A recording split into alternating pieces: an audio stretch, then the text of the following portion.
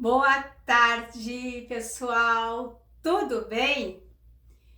Farei a leitura de uma reflexão que escrevi no dia 29 de abril de 2024. Se gostar dessa reflexão, deixe um certinho, se inscrevam no canal Somos Reflexões. O som da chuva. Sempre o ouvir, escutar, também sentimos e sim vemos, observamos, usamos os outros sentidos. Esse som me faz refletir e pensar, dar. Sim, o importante, importar, será. Ocorre uma certa pressão, opressão, será? Estamos em uma casa, um abrigo. Hoje me observo nessa situação. A chuva me fez associar esse bem-estar de se sentir protegido, acolhido, acomodado, será? A maioria de nós humanos nos sentimos nesse estado quando possuímos um lar, uma família, alguém para dividir.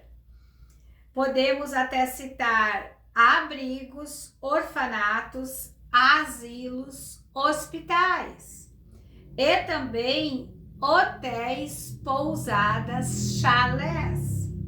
Sempre temos os dois lados, os opostos.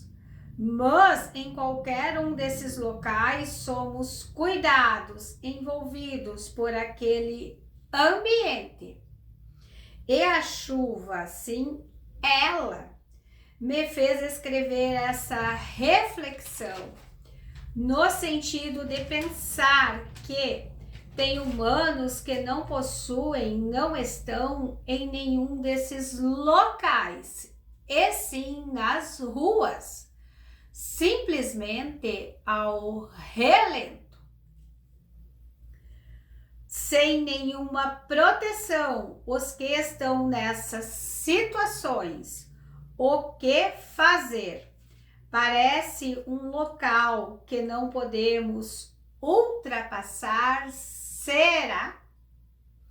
A mente desses indivíduos, pessoas, o que os levou a esses lugares, ou da rua. Uma das principais causas, o abandono, os vícios, será?